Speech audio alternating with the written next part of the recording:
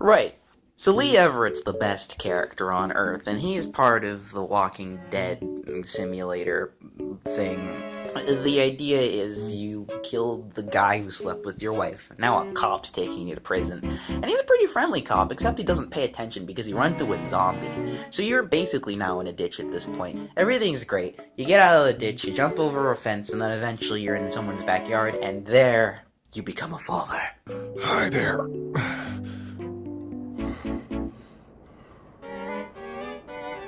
Did you kill it? I don't know. I think so. More so, you take a kid and try and find their parents. Anyway, off you go, you meet a bunch of really wonderful people, and you get to watch everybody die.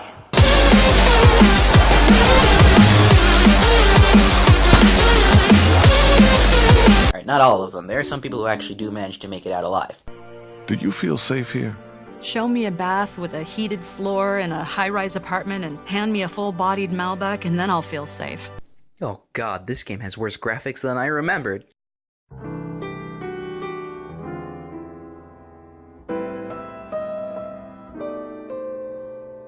Lee is an interesting character. I tend to put characters in a weird sort of kind of scale.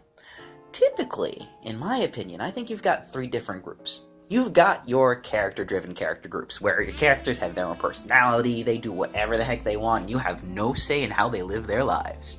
Then you got the other people who don't have a voice, they're just kind of doing things. There are also the characters that have absolutely no agency associated with them, so, all the actions you make in-game are basically your actions. But then you've got this third category, and the third category is the one that Lee falls in, and that's where you get a mixture. Your character has a personality, but at the same time, you get to do whatever the heck you want with them, and they just go along with the flow. Telltale games tend to fall generally into this category, and that's why Lee is kind of here too. But Lee is something a little bit special. As I mentioned before, you basically become a dad. You find a kid, and you're like, well, I can help you out. I'm going to find your parents. And she's like, yeah, great, thanks, Pops. You're my dad. You basically go throughout your world, and you've got this small kid tagging behind you. There are very few games that allow you to bring a kid with you. The other game that does this is The Last of Us. I can see y'all raising your eyebrows like, why aren't you talking about The Last of Us, which is obviously a superior game. It won a bunch of awards, it's got better graphics, it's more action-packed, gameplay better.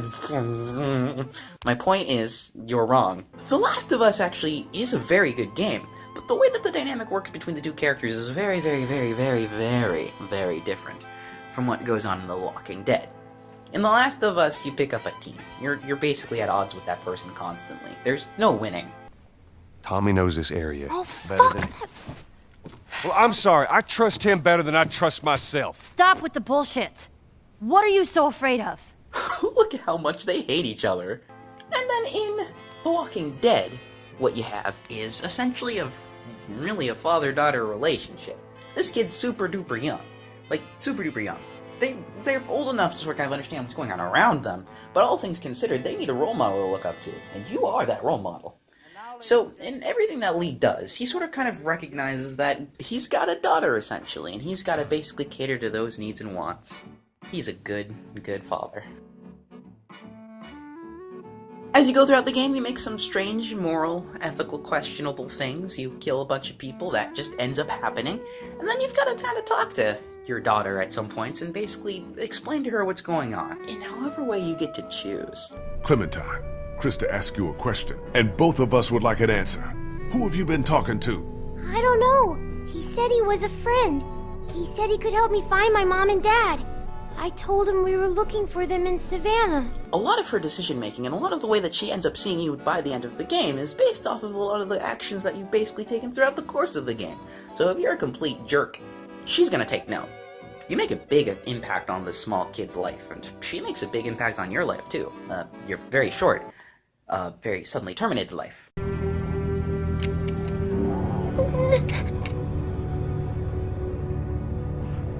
I'm going to kill myself. Lee is, so far, the only character that I can think of a very small pool of people who loses a limb and don't get it back. Or I should say, you have the choice to. Like, I don't think I've ever really played a game where you have the choice to lose a limb, and if you don't end up taking that choice, you'll keep your limb, and if you do make that choice, you do lose your limb.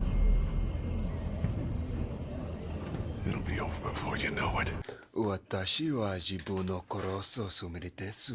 This character definitely suffers a lot during the course of the game. He loses an arm, he loses a bunch of friends, and he also kind of acclimatizes to what's going on around him. He loses an arm and you get to play through the game and you have to deal with then having an arm lost, and he also deals with having an arm lost himself, your good old boy Everett.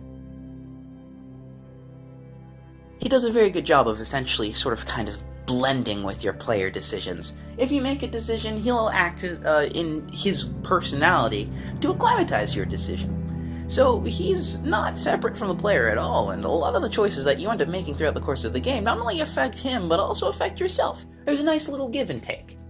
So, all in all, Lee is dad.